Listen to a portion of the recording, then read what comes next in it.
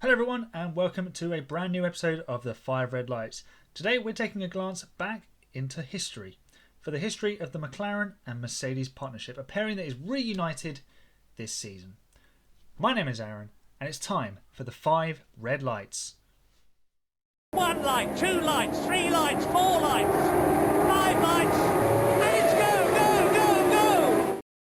McLaren are using Mercedes power for the first time since 2014 this season as they look to progress back to the front of the grid, continuing their trend over the last couple of seasons.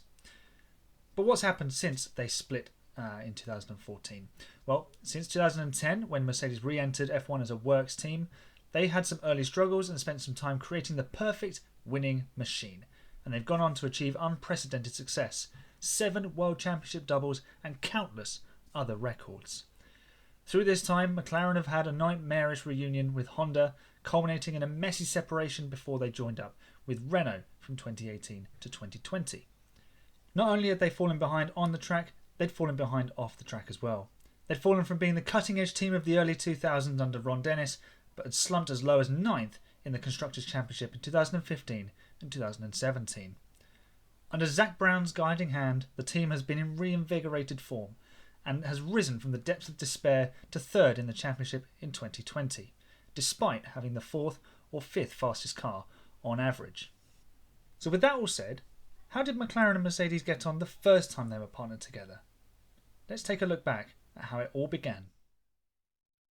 The year is 1991, and McLaren, led by Ron Dennis, powered by Honda, have scored victory in 6 of the last 8 Formula 1 seasons. Only Williams had beaten them to the title in 1986 and 1987. But the bar had been set for what was required to achieve success in Formula 1, and McLaren were the gold standard. In 1992 though, the revolutionary FW14B took Nigel Mansell to championship glory at last, and the worldwide recession had caused Honda to do the Honda thing and depart Formula 1. All of a sudden, the McLaren empire came crashing down. 1993 was no better, with Ford power proving insufficient, as well as the chassis not being able to match the might of the FW15C. Yes, McLaren still had the best driver on the grid in Ayrton Senna, and he took 5 victories, but his now infamous $1 million per race deal was in full effect, and he was on the lookout for pastures new. Williams-Renault, to be specific. 1994 arrives, and with Senna gone to Williams and then gone forever after Imola, McLaren were in something of a spiral. Partnered with Peugeot for 1994, it proved fruitless, and Ron Dennis found himself a new engine partner to align the team with. So that's where McLaren were entering 1995.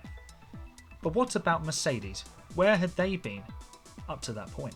Following the 1955 Le Mans disaster, Mercedes had distanced itself from motor racing for a significant period of time. In 1985, the company powered the Sauber sports car team, winning the 1989 Le Mans 24 Hour. They won the world title in 1989 and 1990 in sports cars in dominant style, but suffered a dismal 1991, after which Mercedes left the sport. During this time, they did give some running to a young German driver called Michael Schumacher. In 1993, Sauber and Mercedes were again partnered together, as the Swiss team ran in Formula 1 for the first time. In that season, Mercedes had subsidised the Ilmor engine development for the Sauber team, but took full control of that side of the operation in 1994. In 1995, they moved away from Sauber, and this is where the paths of McLaren and Mercedes meet in Formula 1, as they became a potential super team in the making. The first 2 years of the partnership produced 8 podiums from 66 starts, with drivers Mika Häkkinen, Mark Blundell and David Coulthard mostly behind the wheel. The 1995 car was blighted with issues, not least of which was Nigel Mansell being unable to fit into the cockpit at the start of the season. He would race just twice for McLaren, leaving the seat to Mark Blundell after he retired for good. After dominance at the turn of the decade, McLaren had gone 50 races without a victory, but that all came to an end when DC held off Michael Schumacher's Ferrari in Australia to win the opening race of the 97 season, with Mika Häkkinen coming home 3rd. This was a bit of a false dawn, as the Mercedes V10 proved fallible and they lost ground to Williams, Ferrari and Benetton across the season. The high points of 97 with Hakkinen taking third in Germany before Coulthard's one-stop strategy helped him to victory in Italy.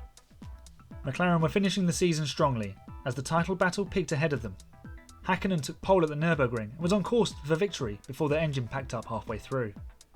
Mika would make amends at the final race in Jerez, with Jacques Villeneuve happy to allow the McLarens through to win, as he aimed only to finish on his way to Drivers' Championship glory. 97 was also significant for another reason. The silver arrows were back, as McLaren's iconic Marlboro red and white colours were ditched for the black and silver of West and Mercedes.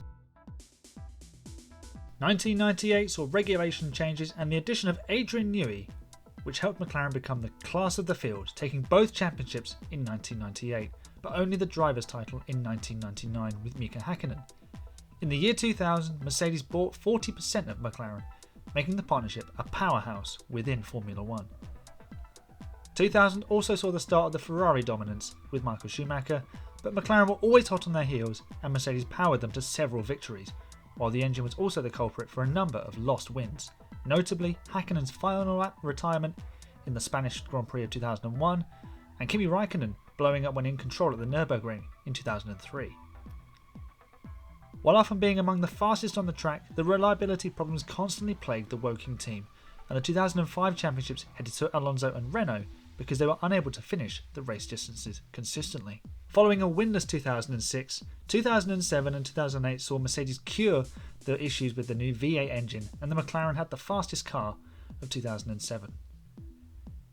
They would be denied the title courtesy of the Spygate scandal, but Lewis Hamilton would clinch the driver's title in dramatic fashion in 2008.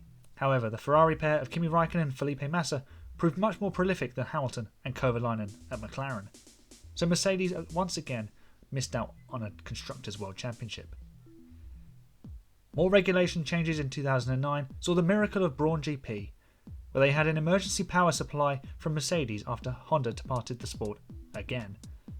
The Daimler board took the plunge and purchased the team following that season, and McLaren began to buy back the 40% of shares from Mercedes. Perhaps the biggest wound that Mercedes dealt McLaren, after the Mercedes Works team returned in 2010, was tempting Lewis Hamilton away from the team that brought him into F1. Ron Dennis saw the progress of Mercedes through 2013 and 14 and decided a change of engine supply was necessary. At the start of this episode, McLaren were dominant with Honda power, and so Big Ron convinced the Japanese company to return to F1. And that went spectacularly. Badly.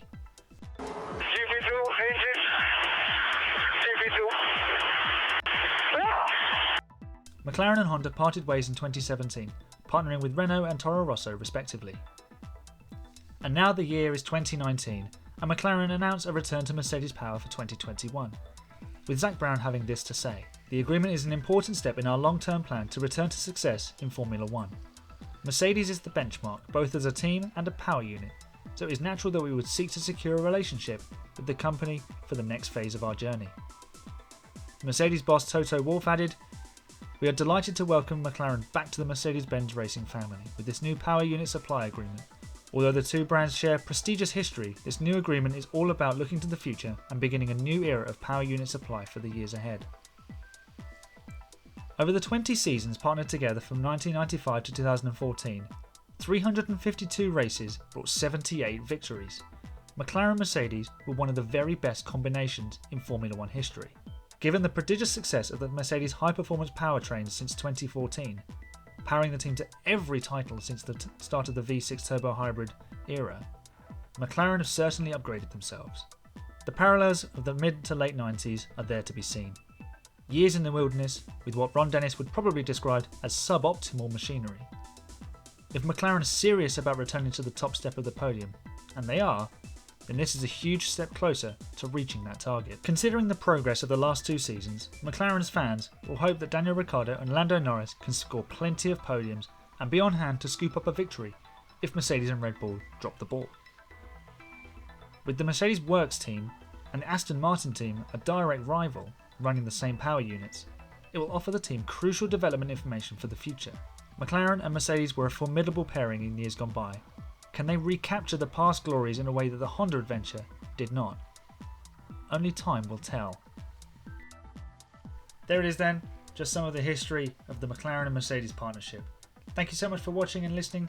If you enjoyed this episode, please like and rate this episode wherever you are consuming it. If you're new here, check out some of my other content, such as my Drive Crate unboxing and my Winning with Williams challenge on the F1 2020 game. If you do like what I'm doing, please consider subscribing to the channel. It'd be hugely appreciated and really, really help me out. For now though, that's all for this episode. My name is Aaron, this has been the 5 Red Lights, and that is the checkered flag on another episode. I'll see you in the next one, guys. Bye for now.